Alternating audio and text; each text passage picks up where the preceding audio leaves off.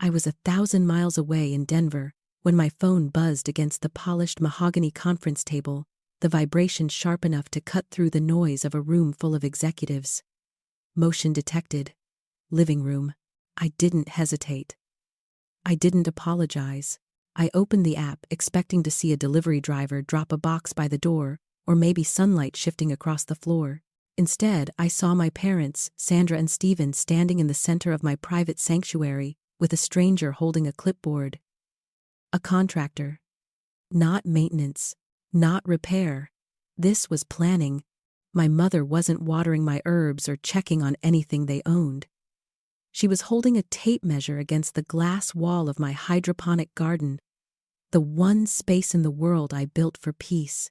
I tapped the audio button, and her voice came through the speaker, tinny, distorted, but unmistakably smug. Tanner needs this space for his content studio. Just knock the wall down.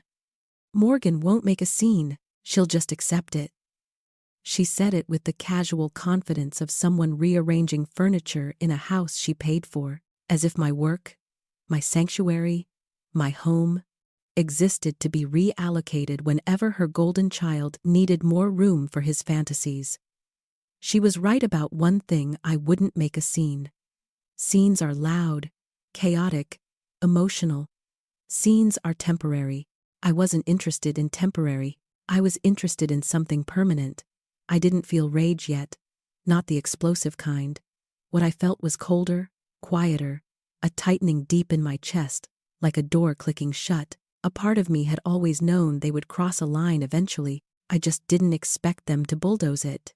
And just so you know, if you've ever discovered someone treating your boundaries like optional decorations, you better stay with me. And if you're watching this thinking, my family would never, hit the subscribe button before we go any further. Because people always say that right before they learn they were the last to know the truth. I didn't scream. I didn't call the police. I didn't even text them. Not yet.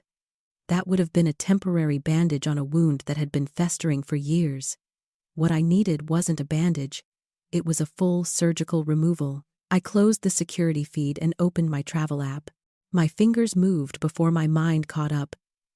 A one-way home. Next available flight. Seat confirmed. I wasn't going home to visit my family.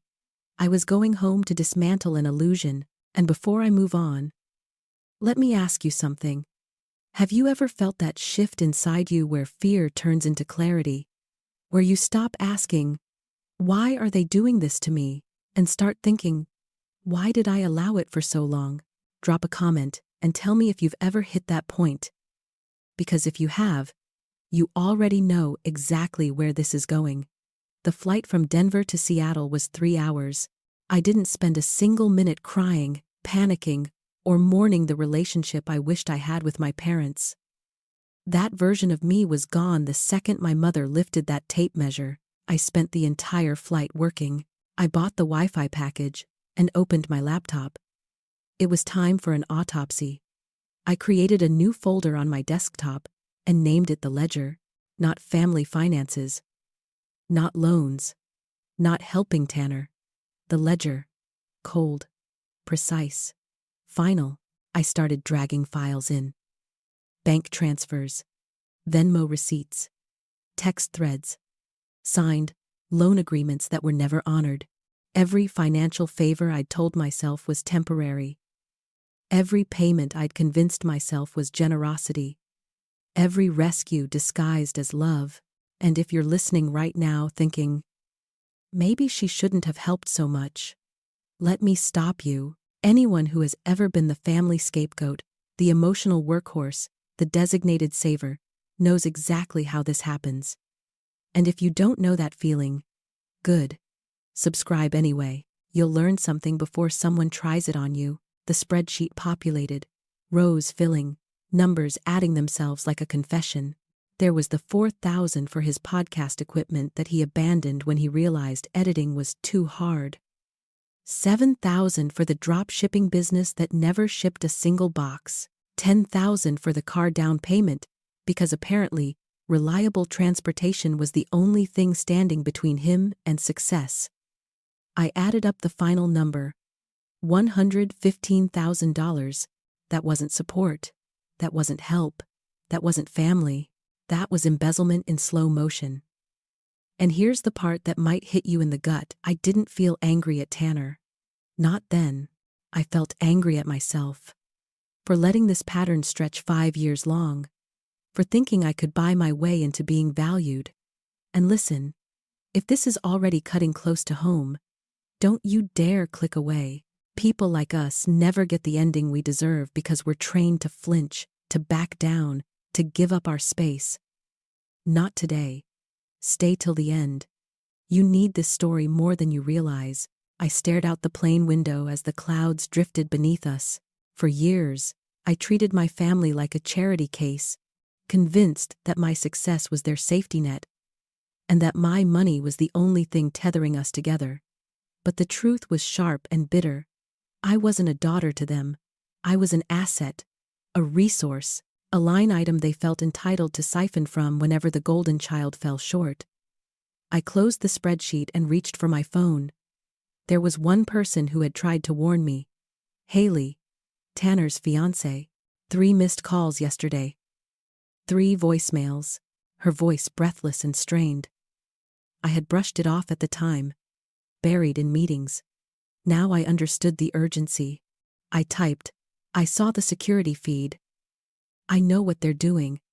Landing in 2 hours. Do not tell them I'm coming. Meet me at the airport. 3 dots appeared immediately, like she had been staring at her phone waiting for me. Then her reply came through. Thank God. I have documents you need to see. It's worse than you think. And if you haven't subscribed yet, let me guilt trip you for a second. People like us always suffer in silence until someone finally says something out loud. Hitting subscribe isn't just free. It tells the algorithm to push this story to someone else who needs the courage you're about to hear.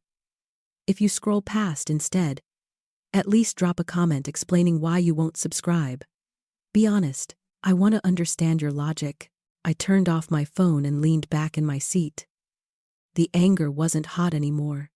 It was cold, heavy, solidifying into something unbreakable. They wanted to break down my walls. They forgot I was the one who built the foundation, and I knew exactly where to place the charges to bring the entire structure down. I sat in the rental car, 3 blocks from my own driveway, the engine off. The silence thick enough to feel like a pressure on my chest. My laptop sat open in the passenger seat, its glow bathing the interior in a cold, surgical light. The ledger filled the screen. A spreadsheet so brutally honest, it felt like staring into a mirror I'd spent years avoiding. 5 years.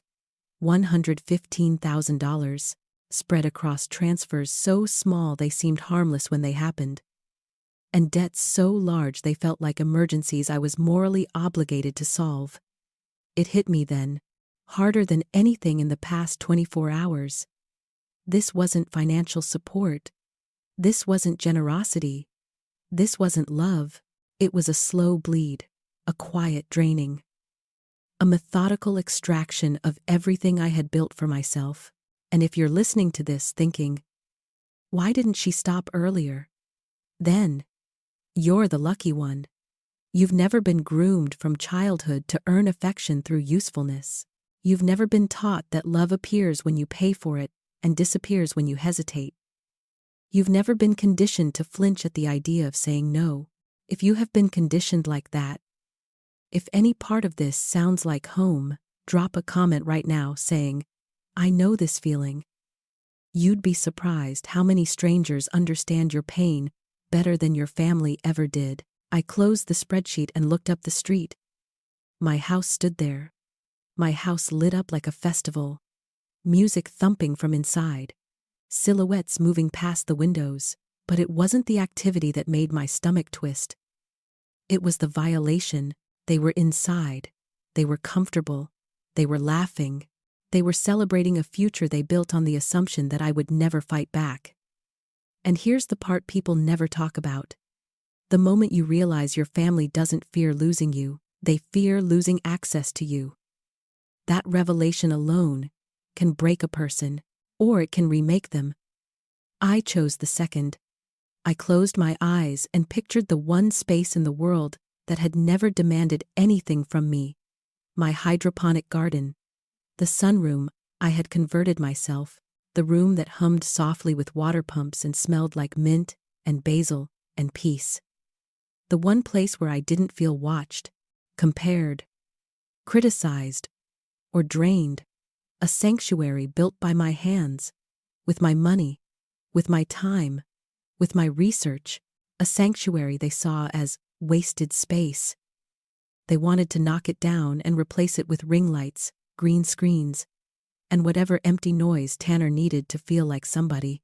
That's when I understood something about myself. Something I had never dared to name. I wasn't protecting the room. The room had been protecting me, and now that it was under attack, I felt something ancient and primal rise in my chest, something that didn't care about peace or politeness, something that had been silent for decades. If you've ever had a moment like that, where a part of you wakes up, that you didn't know you still had, subscribe right now, because that's what this entire channel is about, finding the parts of ourselves that survive the things that should have broken us. And if you don't subscribe, or if you think you're just here to listen, then at least leave a comment explaining why you're staying quiet. Silence has a story too. I opened the security feed one last time. I saw my mother walking through my living room, her expression bright and energized the way it only ever was when she was catering to Tanner's fantasies. She was pointing at my grandmother's vintage armchair, a piece I had spent nearly $2,000 restoring, and telling Tanner to drag that old thing outside. My heart dropped when I saw it sitting on the wet lawn, discarded like trash, a half-empty energy drink balanced on its velvet armrest. Something in me cracked. Not loudly, not violently, but the way ice cracks, quiet, decisive, irreversible. I realized then that the problem wasn't that they didn't respect my home. They didn't respect me. They never had. I started the car and put my hand on the gear shift, but I didn't move. Not yet. I needed to understand something first. I needed to understand why I kept giving, why I kept paying, why I kept believing that if I handed them piece after piece of my life, eventually they would hand back something that felt like love. It wasn't generosity. It wasn't kindness. It wasn't duty. It was survival. Growing up, affection in my house was a barter system. Attention was a currency. Approval was a high-interest loan. And I learned early that the only way to earn a place at the table was to make myself useful enough to justify being there. That day, sitting in the dark street with the blue glow of my laptop fading in my peripheral vision, I saw the truth with a clarity that almost made me sick. I didn't give them the $115,000 because I believed in Tanner. I gave it because I believed in the illusion that someday, somehow, giving enough would make me worthy in their eyes. The money wasn't a bridge. It was a ransom, a payment for a hostage situation I didn't realize I was in. But the hostage was me. And the captors were sitting in my living room laughing. If you're still here listening, you need to hear this part carefully. You do not owe your sanity to people who gamble it away. You do not owe your stability to people who feed off it. And if you don't take control now, they will take everything you don't defend. Subscribe, because the people who need these lessons the most are usually the ones who avoid them longest. And if you refuse, at least tell me why in the comments. People who play with fire should admit they're not afraid of burns. I exhaled slowly. Then I put the car in drive. It was time to go home. Saturday. 2 o'clock. The moment Tanner had been hyping for weeks. The grand opening of a content house he didn't own. Inside a home he didn't pay for. Built on money he didn't earn. I parked my rental car at the end of the block, far enough that no one would hear the engine or see me until I was ready. The air was cool, damp from the kind of Seattle morning that never fully wakes up. I stepped out and felt the soft crunch of gravel under my shoes. 3 blocks up, my driveway was packed cars, lined crookedly across the pavement, the grass, even blocking part of my sidewalk. Tanner's leased sports car sat sideways like it was posing for an ad, its headlights flashing in sync with the music thumping from inside the house. My parents' SUV was parked directly on the lawn, the tires slicing deep into soil I had spent months aerating and reseeding. I stood there for a moment, absorbing the scene. The front door was wide open. People I didn't recognize moved freely in and out. Some were carrying tripods, some held ring lights, some carried gaming chairs still wrapped in plastic. They were treating my home like a free public studio space, like an abandoned warehouse Tanner had stumbled into and claimed online. Not a single person questioned why they had keys. Not a single person wondered who owned the place. To them, the confidence of the thief was more believable than the silence of the owner. I walked toward the house slowly, each step a countdown. Not to confrontation, to truth. Something primal happens when you see your safe place overrun. Your home becomes an autopsy scene. Every detail is proof of betrayal. I reached the porch and paused. My grandmother's restored armchair, the one I had paid to have professionally repaired, was sitting on the wet lawn.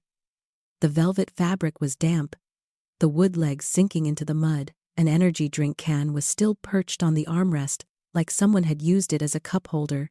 My throat tightened. Not because of the chair, but because of what it meant. They didn't care about what mattered to me. They didn't even think about it. And if you've ever watched someone trash something you poured love into, then you already understand why I didn't knock, why I didn't call out, why I didn't warn them. I stepped inside. The bass from the speakers hit my chest before the smell of sweat, energy drinks, and cheap cologne hit my nose. My living room was unrecognizable. My carefully chosen furniture had vanished, replaced by beanbag chairs and scattered LED lights. Cords snaked across the floor in tangled heaps, and wires ran up the walls like vines. The artwork I'd hung with so much care was shoved into corners or lying face down on the carpet like fallen soldiers.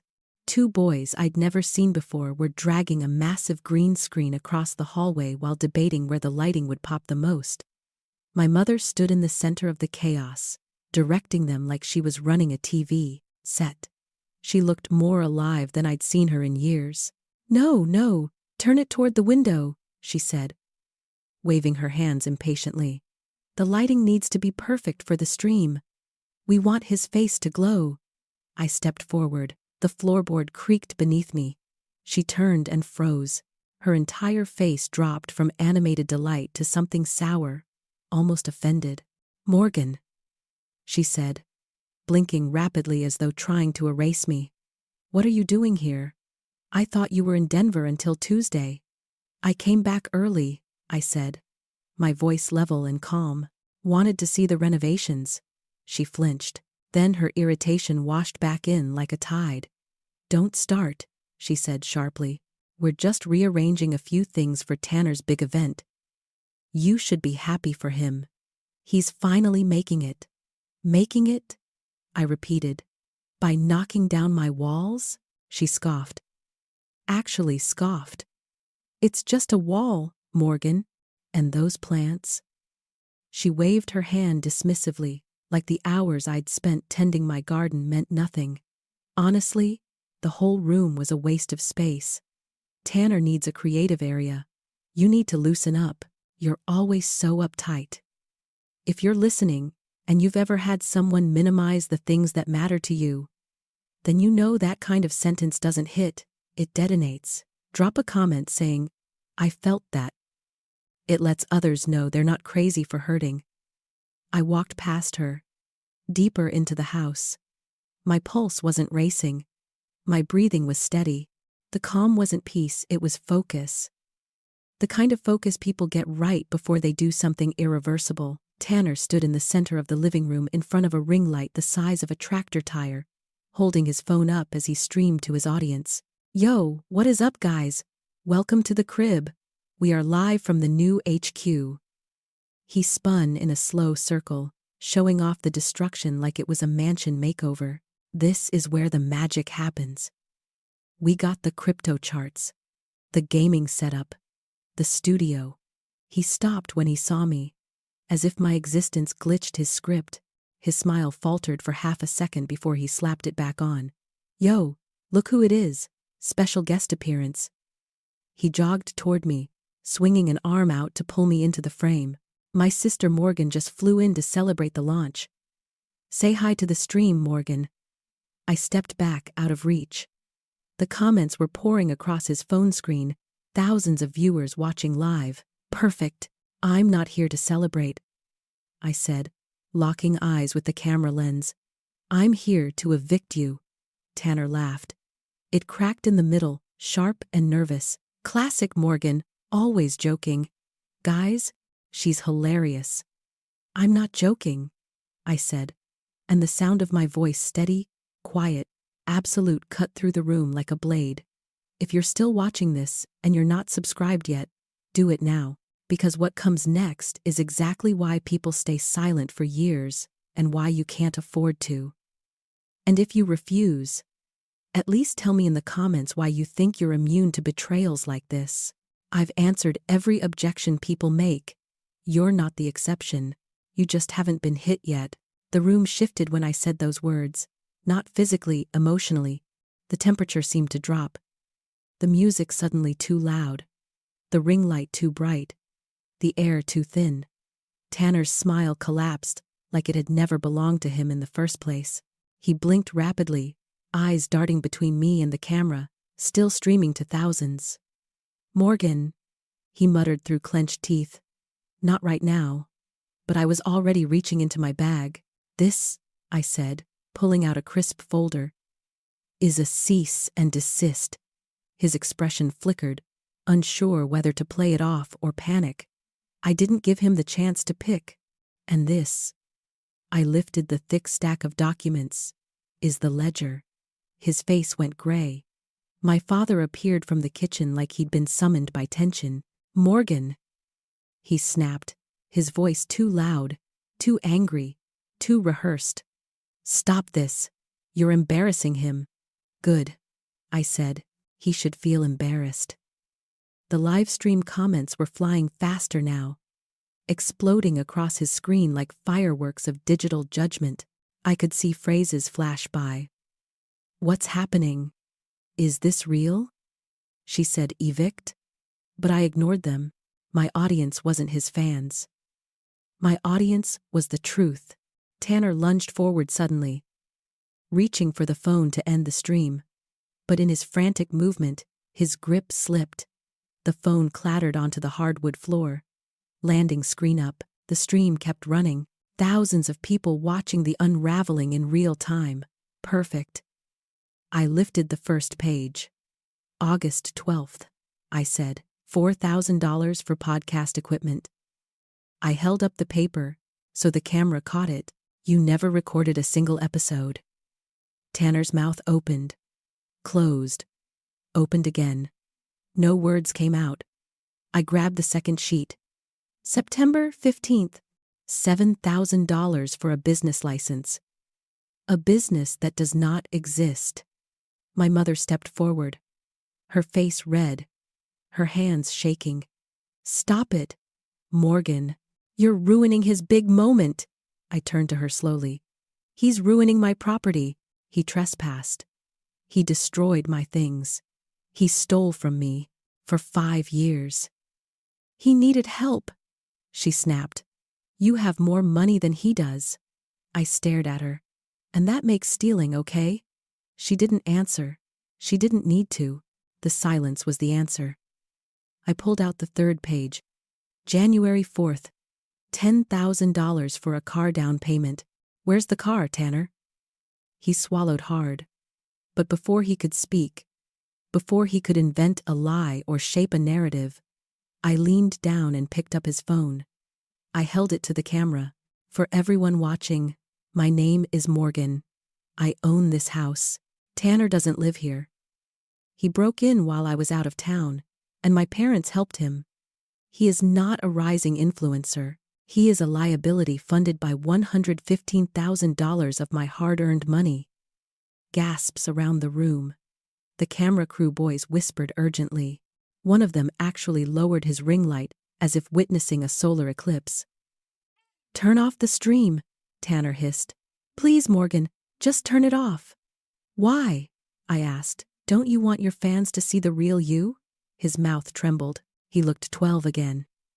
The age where my parents still believed he could do no wrong. The age where every mistake was forgiven before it was even acknowledged. If this moment hits something in your chest, if you've ever been blamed while the golden child burned the house down, then subscribe right now. And if you refuse, drop a comment explaining why you don't believe stories like this matter. Your silence is a confession too. My father took a step forward. You ungrateful child, he growled. After everything we've done for you, what have you done for me? I asked. Name one thing you built in my life. He opened his mouth. Nothing came out. And then, before he could recover, the front door opened. All heads turned. Haley stepped inside. Tanner straightened up, relief flooding his face. Babe, he said. Thank God. Tell them to stop. Tell them. But she didn't look at him. She looked at me, and she nodded. A nod of solidarity. A nod of apology. A nod of truth. She stepped forward, a manila envelope clutched in her hand, her knuckles white with tension. I'm not here to help you, Tanner, she said quietly, but her voice cut like a scalpel. I'm here to end this. The entire room froze. Even the LED lights seemed to dim. Tanner blinked in confusion.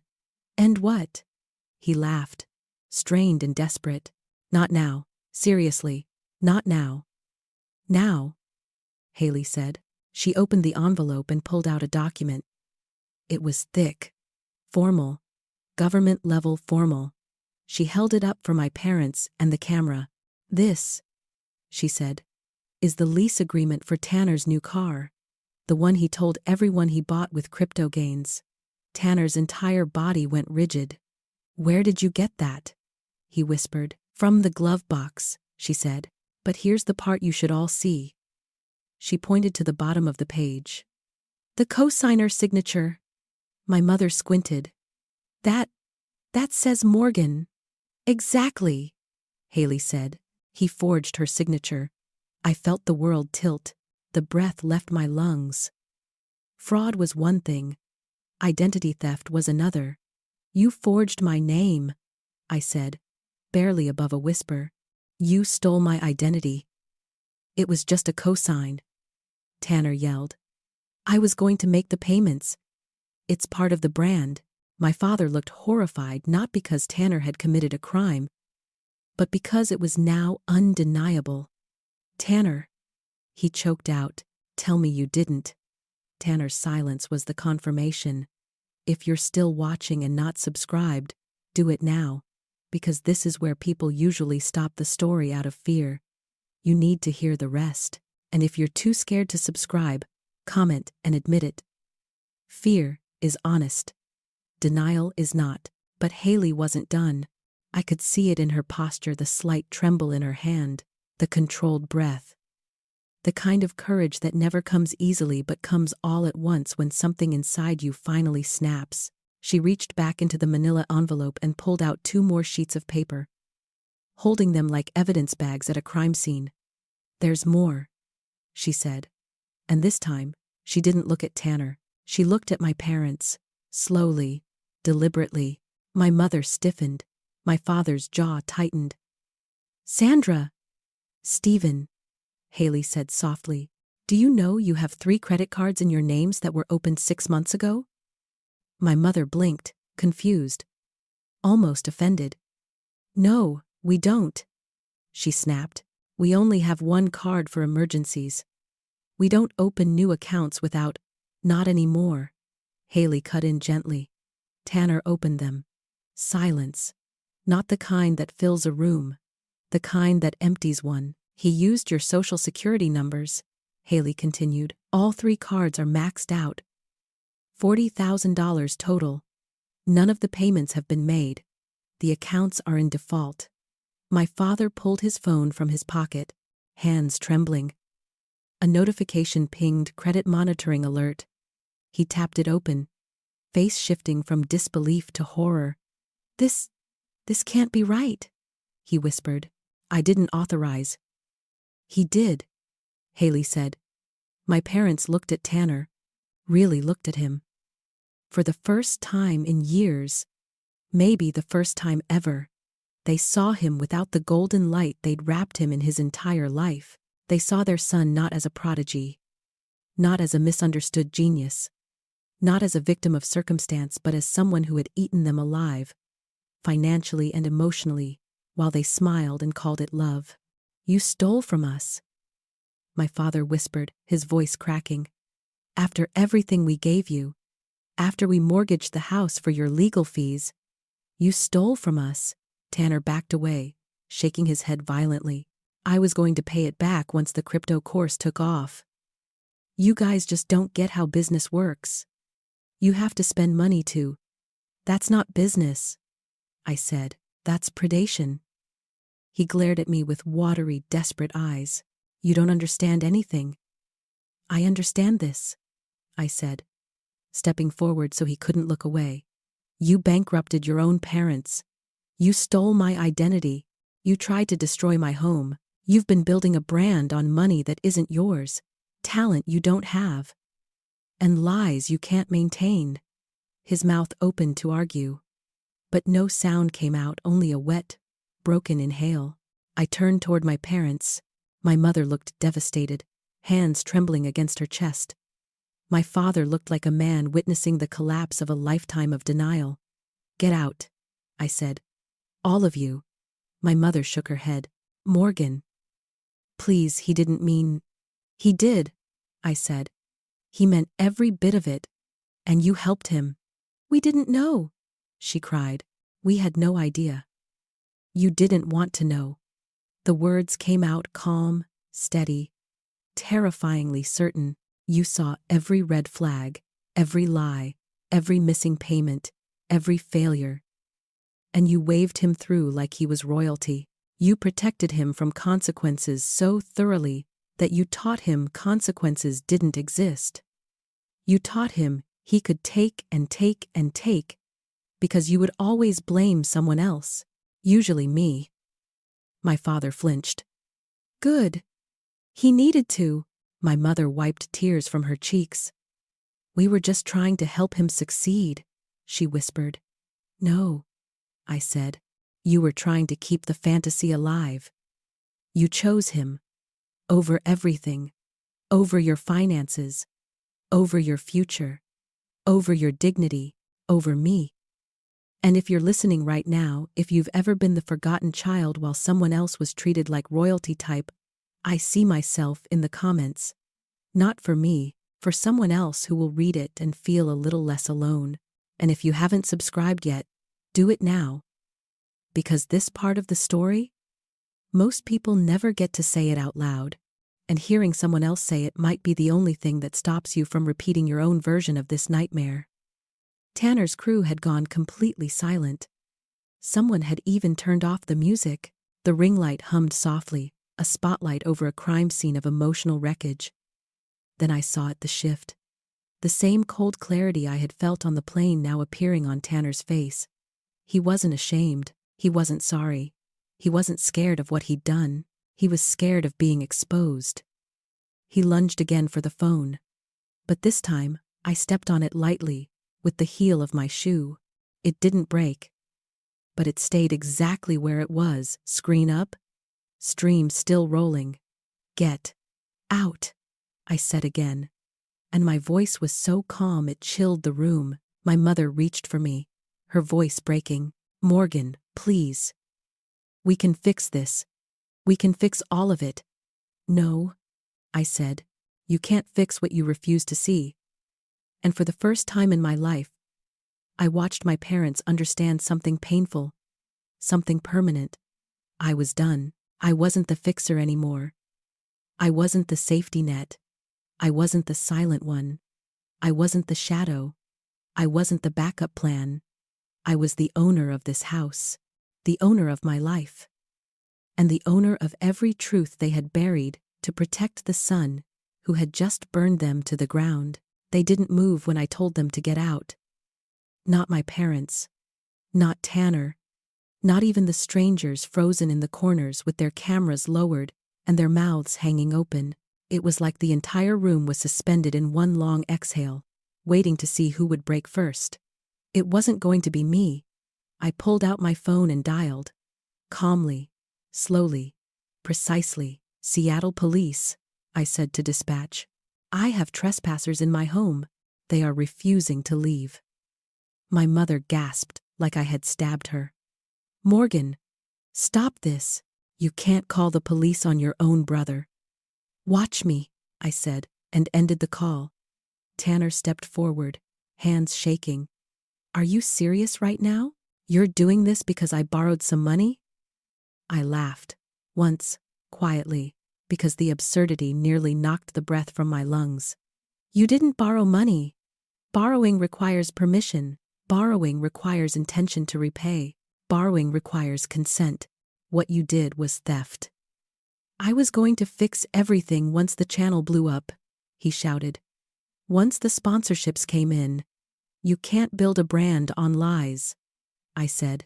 And even if you could, you won't build it on me. My father suddenly snapped, pointing at my face like he had found the real enemy. This is your fault, he spat. You always wanted him to fail. You've been jealous since you were kids. I stared at him, stunned by how deeply a parent could delude himself to avoid shame. Jealous? I asked softly. Of what? The unpaid debts? The fraud? The arrests? The court dates? The failure to hold a job for more than 3 weeks? The way you two worshipped him so blindly you didn't notice him burning you alive? My father's mouth opened, but nothing came out. He looked lost, small, but denial is a powerful drug, and he clung to it like a lifeline. He just got mixed up, he insisted. He just made mistakes. He forged my signature on a federal document, I said. That's not a mistake. That's a felony. If you're listening to this, and you know exactly what it feels like to have the truth dismissed to protect someone else, hit subscribe. Seriously, people who've been scapegoated their whole lives need to hear stories like this, not to feel entertained, but to feel seen. And if you refuse to subscribe, comment why. Say it out loud. No more hiding. The sirens began faintly in the distance, soft enough that only I heard at first. They grew louder, closer. My mother's eyes widened as the realization finally broke through the fog of denial. Morgan, she whispered, baby, please. Please don't let them take him. He'll be destroyed. His life will be ruined. He ruined his life, I said, and he tried to ruin mine.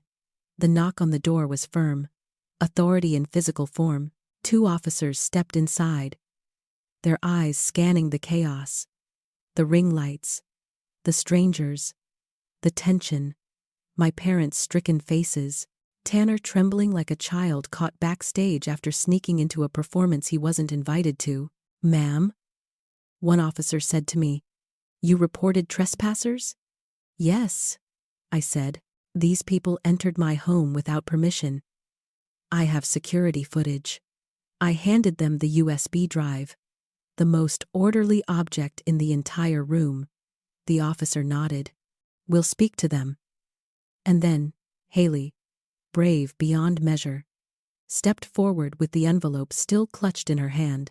Officer, she said, her voice steady but trembling around the edges. I have evidence of identity theft. She handed him the lease agreement. He skimmed it. His eyebrows rose. This is serious, he muttered. Forgery, fraud. Tanner's panic exploded. It's not what it looks like, he shouted. She said I could use her name. She said it was fine. No, I did not, I said. He forged it. Without my knowledge, without my consent. The officer's expression didn't change. He had seen this story before. Many times, but rarely with a live stream audience, watching the unraveling. Tanner, the officer said, his voice calm but immovable. Stand up. Put your hands behind your back. My mother shrieked, a sound so raw it didn't sound human. No, You can't take him. He's just a boy. He didn't mean it. She grabbed the officer's arm like she could anchor the moment and reverse time. The officer gently pulled away. Ma'am, he committed a felony. Morgan! She screamed, turning on me with an expression full of betrayal, pain, rage, everything except accountability. Tell them it was a misunderstanding. Tell them you'll drop it. He's your brother, your own blood. And here's the thing about that moment. It didn't hurt. Not the way it once would have. Not the way it used to slice me open when they weaponized guilt to keep me obedient. I looked at her and understood something simple and devastating. She wasn't begging me to save him. She was begging me to protect the fantasy she had built around him. She was begging me to be the sacrifice again. I didn't give him permission, I said to the officer. Press charges. You monster! My father yelled. You're ruining this family. I looked at him with a calm he didn't understand. No, I said. He ruined this family. I'm just turning the lights on. If you've ever been blamed for the fallout of someone else's actions, comment, I'm not your scapegoat. And if you're not subscribed yet, subscribe before the next part because the fallout only gets deeper from here. They cuffed him. Right there in the middle of the room he had tried to turn into a stage, a brand, a monument to a version of himself that only existed in his own head and in my parents' wishful thinking. The handcuffs clicked around his wrists, metallic and final. Tanner froze. The officer's hand guided him toward the door, and suddenly all that bravado, all that online confidence, all that influencer swagger evaporated. What remained was a frightened boy who had never been told no. He twisted around desperately, eyes wide, voice cracking. Mom! Dad! Do something! Don't just stand there. My mother lunged again as if she could physically pull him out of legal trouble. He's innocent, she sobbed. He didn't mean to hurt anyone. The officer didn't flinch. Ma'am, he used stolen identities. This is a felony. Morgan, please, my father begged, his voice thick and broken, shaking with a fear I had never seen in him before. Tell them you won't press charges. Tell them you'll fix this. I stared at him, and it hit me. He didn't see Tanner as accountable. He saw me as responsible. The fixer, the insurer, the one who paid the debts, patched the holes, softened the consequences, the one who carried the burden so his golden boy could shine a little longer. You can't let this happen, my father continued, stepping toward me as Tanner was escorted through the doorway. We will lose everything. The house, our credit, our savings, will be ruined, and it will be your fault. My fault, my fault. That had been the refrain of my childhood, the chorus of my adolescence, the prayer of their adulthood. When Tanner failed, it was my fault for not helping enough. When Tanner lied, it was my fault for provoking him. When Tanner spiraled, it was my fault for being too successful, too busy, too independent. Blame was the rope they tied around my neck and tugged every time he sank. But that rope had frayed the moment my mother lifted that tape measure to my sanctuary wall. And with each revelation, it snapped further. This is not my fault, I said. This is the result of choices, his choices. You're heartless, my father spat. He's your brother. He's a criminal, I replied. And the fact that you can't say that out loud is exactly why he became one. My mother collapsed onto one of the beanbags, sobbing so hard her whole body shook. You've destroyed us, she wailed.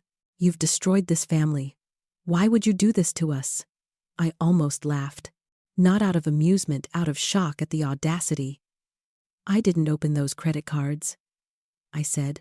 I didn't forge anyone's name. I didn't rack up tens of thousands in debt. I didn't break into my sibling's house and gut it like a rental prop. He was trying, my mother cried. He was building his future. He was burning down mine, I said. And if you've ever been punished for protecting yourself, Hit subscribe. Seriously.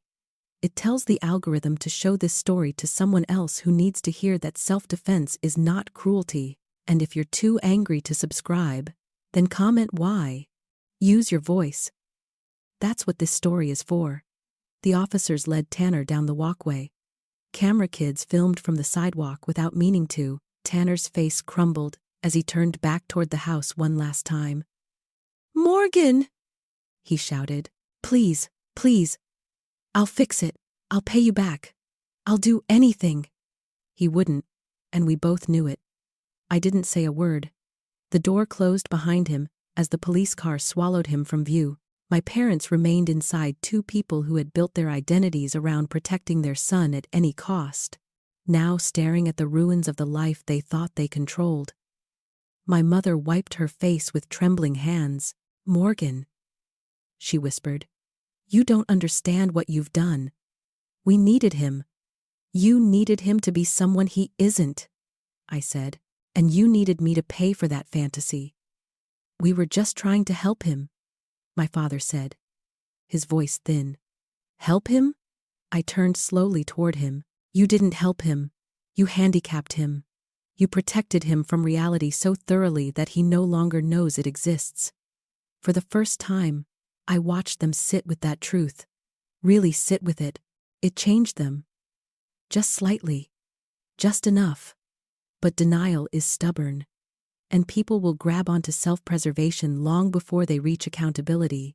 I expected the next part.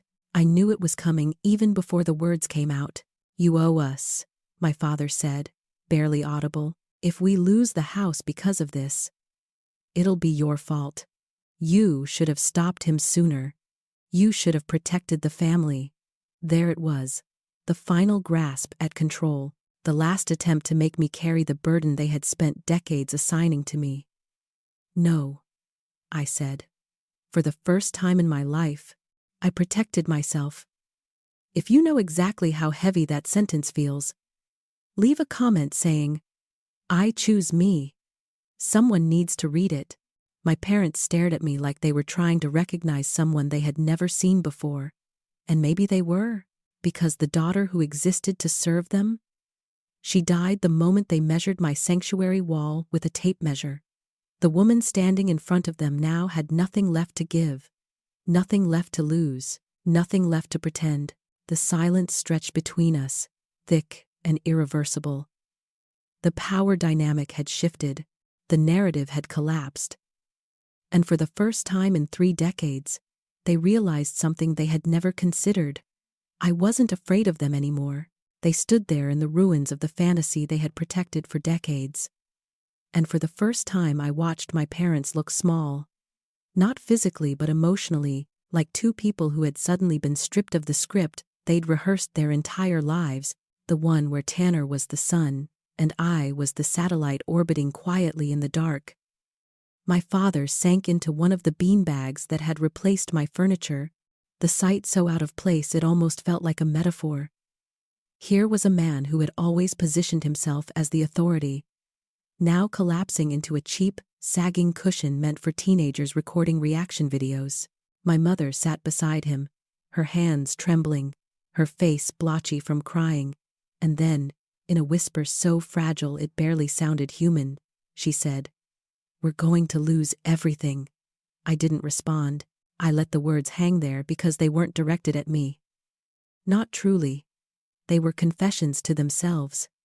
Acknowledgments of something they'd been ignoring for far too long.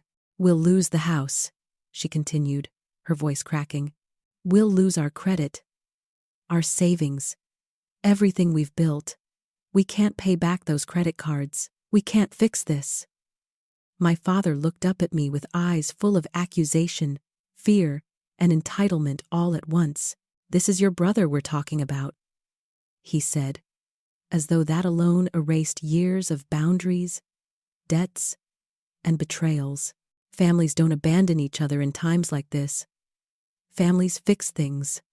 "I tried," I said quietly, "for years. I fixed everything you broke. I paid for everything he destroyed. I bailed him out of every consequence, every crisis. Every catastrophe you refuse to acknowledge. I stepped closer. Not threatening. Just present enough that they had to look at me. Really look at me. But fixing someone only works if they want to be fixed. Tanner didn't want that.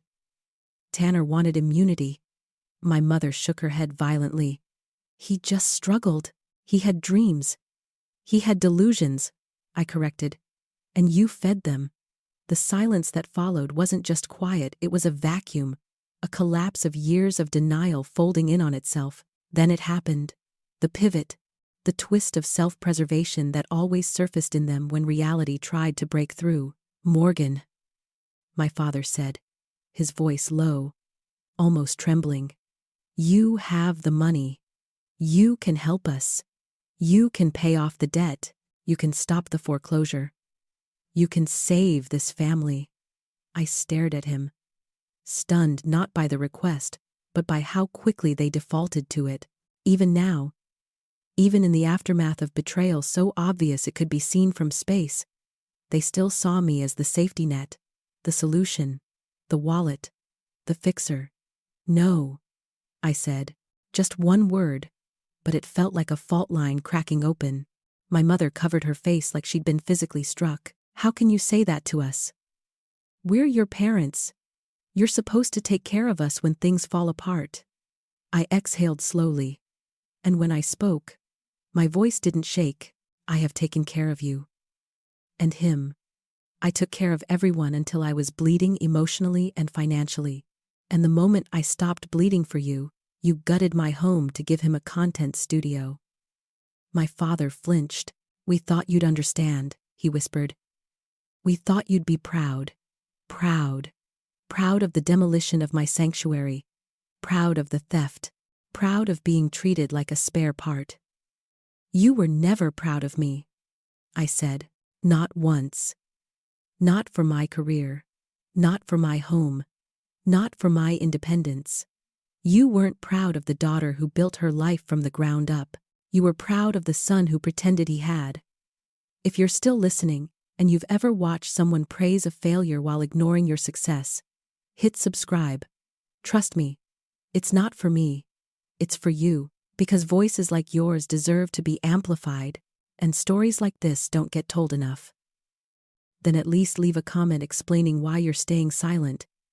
You owe yourself that honesty. My mother looked at me with tears streaming down her cheeks. We just wanted to support him. No, I said. You wanted him to be the child you could brag about. And you wanted me to be the one who paid for it. The words landed heavier than I expected. For years, I had tried to convince myself that their treatment was unintentional, an oversight, a misunderstanding.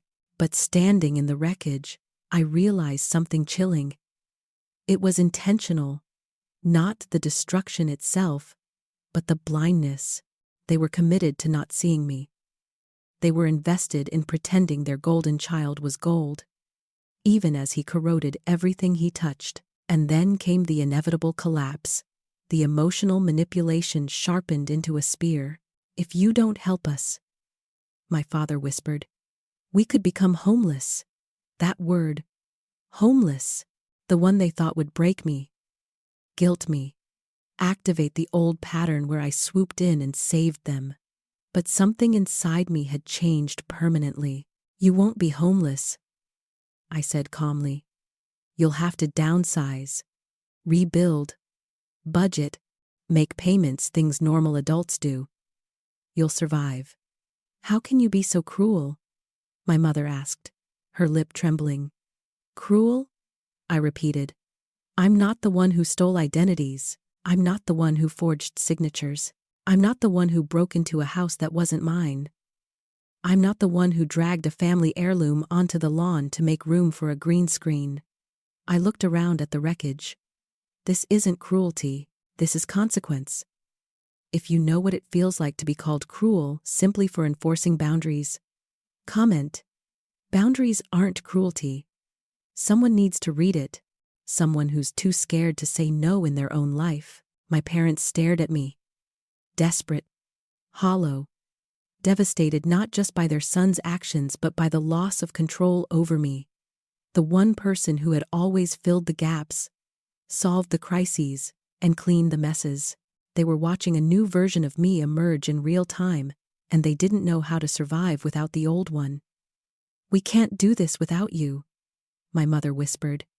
"Then you'll learn how," I said, and that sentence, I think, was the one that finally broke them, not because it was cruel, but because it was true.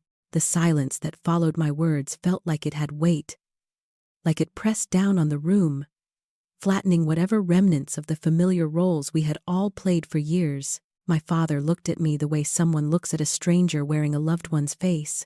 My mother wiped her eyes with shaking fingers, as if tears alone could soften the truth that had finally taken shape in front of them. But there was no softness left. Not for them. Not for this moment. Not after everything. "You can't just cut us out of your life," my mother whispered, her voice breaking on every syllable. "We're your parents." "You were," I said. "But parents don't break into their child's house. Parents don't destroy their child's belongings. Parents don't justify theft, fraud, and identity misuse. Parents don't ask their child to fund their denial." My father stood abruptly, anger tightening his features. "You think you're better than us now? Is that it? You think that money and that house make you superior?" I stared at him with a calm he had no defense against. "No," I said. "I think the choices you made today tell me everything I need to know about who you are, and about who I refuse to be." That was when he snapped. "We gave you life," he hissed. "You owe us." I let that sentence settle in my chest. Heavy, familiar, toxic. It was the argument they had always relied on, the invisible chain they counted on me never breaking. "Owe you?" I repeated. "I've been paying that bill for 32 years. I paid it in money, in time, in emotional labor, in silence, in sacrifices you never once acknowledged. And when I was finally done, you broke into my home to take more." My mother shook her head. "We didn't break in. You left a key." "For emergencies," I said. "Not for renovations. Not for demolition. Not for theft." She swallowed hard. "We didn't think you'd mind." "That's the problem," I said. "You never think I mind. You never think what I want matters. You never think my boundaries are real." My father pointed a trembling finger at me. "This is all your fault. If you hadn't turned on us." "None of this." "No," I cut in. "Stop rewriting the story." Tanner forged signatures, stole identities, maxed out credit cards, and broke into my home. Those were his choices. You helped him break in. That was your choice. I protected myself. That was mine. This was the first time I saw fear, not anger, not denial, not desperation, real fear in my father's eyes. Not because he felt guilt, but because he realized he was losing control, and people who rely on control always fear the moment you stop playing the part they wrote for you. "Get out," I said. "Both of you." My mother gasped. "Morgan, no. Where will we go?" "Home," I said. "You still have one. For now. But if you come back here without my consent, I will have you arrested too." My father's face twisted in disbelief. "You wouldn't dare." "Try me," I said. The officer standing near the doorway cleared his throat gently. "Ma'am, if they refuse to leave, we can escort them off the property." My parents looked at him, then back at me, as though expecting me to intervene, to soften, to slip back into the role of the daughter who always saved them. But that girl was gone, and if you're listening right now thinking you could never stand up to your family like this, hit subscribe, because you don't know how strong you are until saying no becomes the only thing that saves you. And if you're shaking your head refusing to subscribe, leave a comment telling me why your honesty might help someone else face their own truth. My mother's tears turned desperate, childish. "So this is it? We raised you, we loved you, and you throw us out? You raised me when I was small. I said, "but you didn't love me in a way that allowed me to exist as my own person. You loved me for what I gave you. You loved me for what I solved. You loved me for what I paid for. When I stopped giving, you broke into my home and tried to take." My father grabbed her arm and attempted one last threat, disguised as reason. "If you do this," he said, "you'll regret it." "No," I said softly. "I regret every year I spent believing you were capable of respecting me." That was when the fight drained out of them. Not because they accepted accountability, but because they finally understood I wasn't flinching. "Not this time. Not ever again." I opened the door.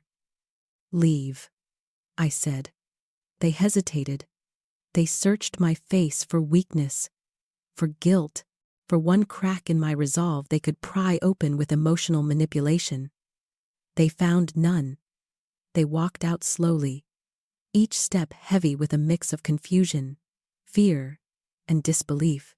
They crossed the threshold, and for the first time in my life, I didn't follow behind them to clean up the mess. I didn't offer comfort. I didn't apologize. I didn't chase. I simply closed the door. It clicked into place. Solid and final, that sound echoed through my chest like a verdict delivered by the universe itself. And if you've ever felt the relief of closing a door that should have been closed years earlier, comment, "I choose peace." And if this moment hits you in a way you didn't expect, subscribe so the next person who needs this courage gets to hear it too. The door shut, and for a moment the entire house felt unreal, like I had walked into a movie set after the actors left. The props frozen mid-scene, the lighting still set for drama but the performance over. The officers stepped back inside briefly to gather statements, and I handed them the USB drive containing everything. The security footage, the live stream recording, the forged lease, the credit reports, evidence not just of crimes committed, but of years of boundaries ignored, of patterns repeated, of a family system built on my silence. Tanner was already in the car by then, visible through the window as the cruiser began to pull down the street. His head was lowered, his shoulders shaking. The image of a man who had finally run out of escapes. For a split second, I wondered if I should feel something: grief, guilt, pity. But the truth was startling in its purity. I felt nothing, or rather, I felt something I hadn't experienced in years. Neutrality. A clean slate inside my chest. My parents lingered outside for a while, standing near their SUV like ghosts trying to find a door back into their old lives. But the police gently ushered them away. I watched them go without moving, without speaking, without cracking. They left in different directions, my father pacing with frantic movements, my mother clutching her purse like a life vest, both disoriented, both furious, both convinced that I had betrayed them, instead of acknowledging the betrayal they had lived comfortably inside for years. When they finally disappeared at the end of the block, the officers turned to me. "Ma'am, if anyone returns without your consent, call us immediately. We'll file a no trespass order." "I already have it written," I said, handing them the printed document I had prepared during the flight. They nodded, impressed, or maybe just relieved they were dealing with someone grounded and organized instead of someone spiraling. They left me with a card, a number to call, a thin sliver of legal assurance. Once they were gone, the house felt impossibly quiet. The music had been turned off. The ring lights buzzed softly. The air smelled like sweat and broken illusions. I walked to the center of the room and took it in, really took it in, the space that had once held peace now littered with evidence of intrusion. Beanbags where my sofa had been, tripods where my lamp had stood, scuff marks on the hardwood from equipment dragged across the floor, months of careful curation undone in a single afternoon by people who believed ownership was determined by confidence, not by contribution. I felt my chest tighten, not from sadness, but from a strange, rising clarity. This wasn't just a mess, this was an X-ray of my family dynamic made visible, my space overwritten, my boundaries erased, my worth dismissed, my contributions invisible until they were required to rescue someone else. I stood in that wreckage and didn't cry. There was nothing left to cry about. The grief had rotted years ago. What remained was liberation disguised as loss. And if you're listening right now thinking, I could never stand that kind of silence, subscribe. Because silence is where you start to hear the truth you've been avoiding. And if you refuse, tell me why in the comments. A story like this doesn't let anyone stay neutral. I moved through the house slowly, touching the walls, the corners, the surfaces, grounding myself in ownership. Tanner had treated it like a prop. My parents had treated it like a resource. But it was mine. Each room had been filled with things I chose, things I built, things I loved. They hadn't just invaded my privacy, they had invaded my identity. I bent down and picked up Tanner's phone from the floor, where it had fallen during the confrontation. The screen was cracked, but the stream had ended only because the battery died. I tapped it. The last frame was still visible, a blurred shot of panic, comments flooding upward in frantic disbelief. Tens of thousands of people had watched the truth unfold, and unlike my family, they couldn't rewrite it. Online, the truth becomes permanent. You always wanted to be famous, I murmured to the empty room. Now you are. I set the phone down and walked to the sunroom, the one place I desperately hoped they hadn't touched. The door creaked softly as I pushed it open. Relief flooded me so quickly it nearly made me dizzy. The glass wall was still standing. The hydroponic garden was untouched. The basil glowed under the LED grow lights. The mint brushed gently against the airflow. The water pumps hummed with the quiet consistency of something engineered with care, not chaos. My sanctuary had survived. I stepped inside and pressed my hand against the glass wall, the cool surface anchoring me back into myself. This room had held me together during sleepless nights, breakneck deadlines, emotional exhaustion. It had reflected who I was when the rest of the world demanded versions of me that weren't sustainable. Losing it would have destroyed me in a way I'm not sure anyone outside this story would understand.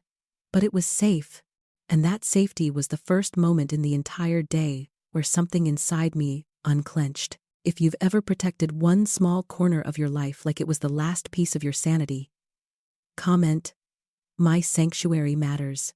And if this story has held your attention this far, hit subscribe, not because I'm asking, but because people like us don't get these stories told unless someone forces the algorithm to pay attention. I stood there for a long time, letting the hum of the pumps fill the silence, letting the truth settle. They were gone. The pattern was broken. The roles had shattered. The old version of me had dissolved the moment I closed that front door. And now, for the first time in my life, I didn't need to hold them up. I didn't need to justify myself. I didn't need to earn love through sacrifice. I didn't need to play the part they wrote for me. I could finally begin the part I wrote for myself. 3 months passed. Not quickly, not slowly, just steadily. Like time was finally flowing in a direction that made sense, instead of looping in circles around someone else's chaos. Autumn settled over Seattle in soft gray tones, the kind of weather that made staying indoors feel comforting instead of confining.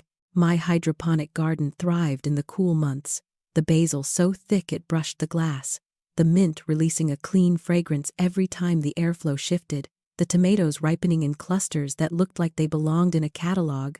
I took care of them the way I wished someone had taken care of me growing up, consistently, gently, attentively, without expectation of repayment. It felt strange, at first, to give care without depletion. Strange, but healing. I wasn't alone that afternoon. I had guests, people who had earned the right to cross my threshold. Aunt Susan sat in my grandmother's restored armchair, sipping a cup of tea made from the peppermint I'd harvested that morning. She was one of the few in my family who had never treated me like a bank or a backup plan. The armchair looked whole again, clean, repaired, respected, the opposite of how it had looked when I found it dragged across the lawn like an afterthought. Across from her, sat Haley. She wasn't wearing her engagement ring anymore. She held her mug with both hands, as if grounding herself. Her presence wasn't loud or consuming. It was steady, meaningful. The kind of company that didn't demand energy but added to it. As we drank tea, rain tapped softly against the windows, constant but gentle, and the warmth inside felt like a barrier separating me from a version of my life I had finally escaped. Family used to feel like a duty. Now it felt like a choice. "I heard from your sister yesterday," Aunt Susan said, though she didn't look at me. She stared into her tea as if the steam were telling her something unpleasant. "Your parents lost the house. Foreclosure was finalized Tuesday." Haley's eyebrows lifted slightly. "Are they okay?" she asked, though her tone didn't suggest sympathy, just curiosity layered with caution. The way someone asks about a storm that has passed, but still left debris scattered. "They're alive," Susan replied. "They're moving into a 2-bedroom apartment near the airport. It's small. They're adjusting. Adjusting." That was one word for it. I took a sip of tea and waited for the guilt to arrive. The familiar heaviness. The childhood-programmed instinct to fix, to smooth, to sacrifice. But nothing came. No squeezing in my chest. No anxious swirl in my stomach.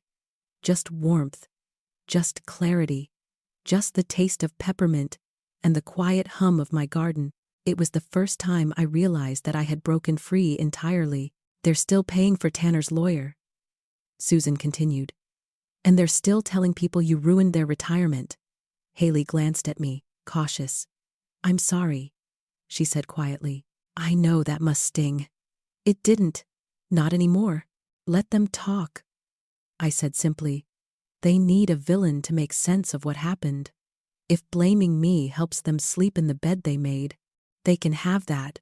It's the last thing I'll ever give them." There was a moment of silence. Not tense, not heavy, just contemplative.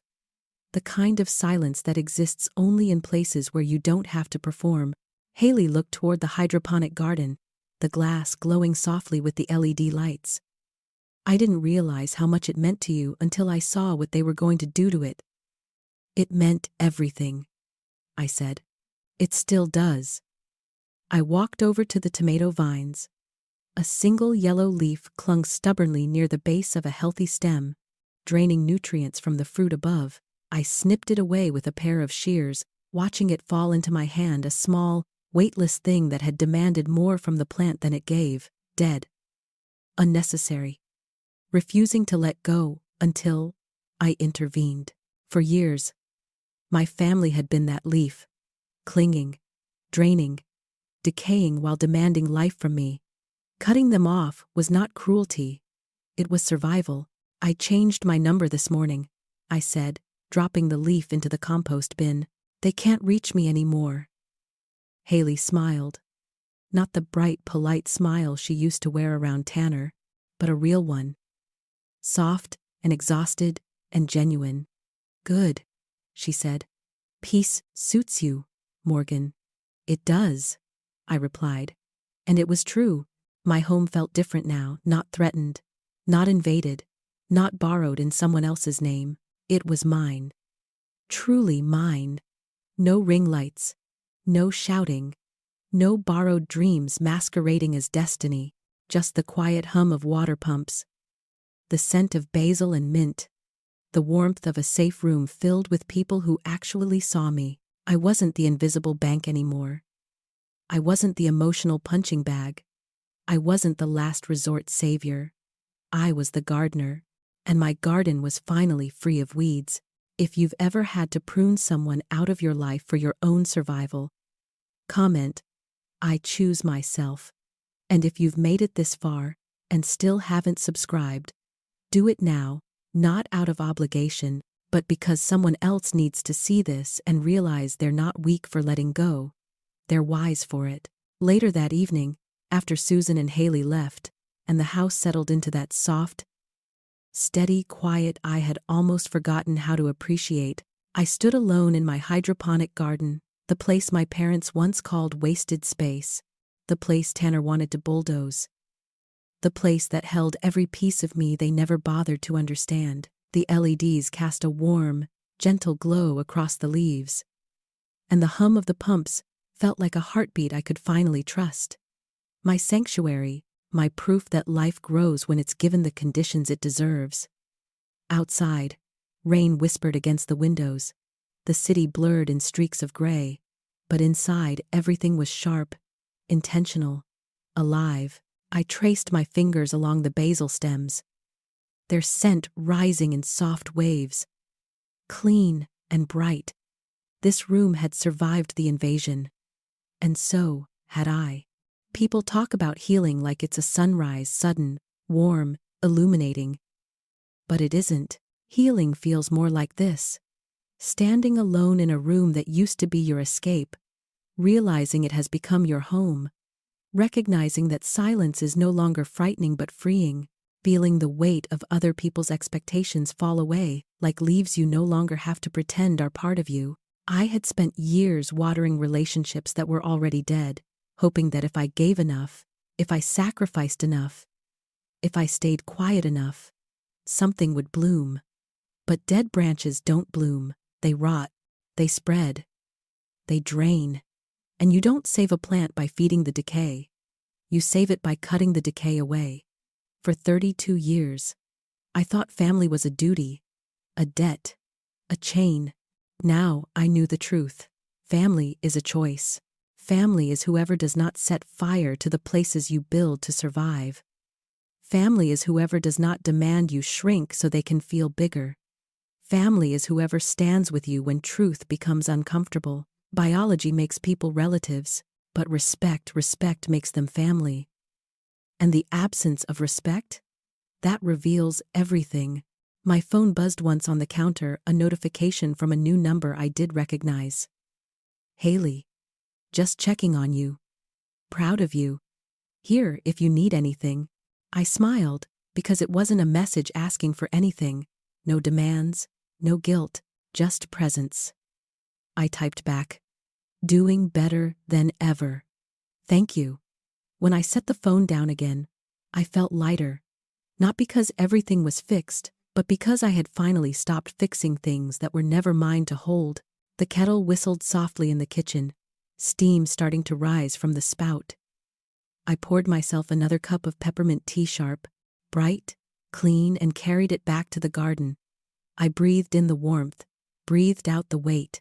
For the first time, I asked myself a question I had been too terrified to consider before. What do I want my life to look like now that I'm no longer carrying theirs? The question didn't scare me. It thrilled me. That's how you know you've grown. In the reflection of the glass wall, I saw myself. Not the daughter defined by obligation. Not the sibling shadowed by someone else's delusion. Not the emotional workhorse trained to absorb everyone's consequences, but a woman standing in her own life, finally, fully, unapologetically, whole, safe, strong. And if you've ever walked away from people who refuse to love you without taking pieces of you with them, you know the kind of peace I felt in that moment. The quiet, steady, sacred kind. The kind that grows roots. The kind that lasts. I took one final sip of tea and glanced at the camera, as if speaking directly to the world beyond my walls. If you've ever had to prune a dead leaf to save the tree, share this story. Tell someone who needs it. And if you're still listening and you haven't subscribed yet, ask yourself, why? Because if this story resonated with you, if it hit a nerve you didn't expect, if it pulled something to the surface you've been avoiding, then you're exactly the kind of person these stories are meant for. Subscribing doesn't help me. It helps the next person who's drowning in silence and needs to know they aren't alone. And if you refuse to subscribe, then have the courage to comment why. Because silence is how people like my parents stay in power. Truth is how we break that cycle. I stood once more in front of the garden wall, placing my hand against the glass. The cool surface steadied me, anchored me. Outside, the rain washed the world clean. Inside, I had already done that for myself. I wasn't the invisible bank anymore. I wasn't the background character in someone else's fantasy. I wasn't the fixer, the forgiver, the absorber, the afterthought. I was the gardener, the architect, the root, and the bloom. And my life finally was mine. If you know that feeling, even just a little, type, "I choose me," in the comments. Let someone else see it and realize they can choose themselves too.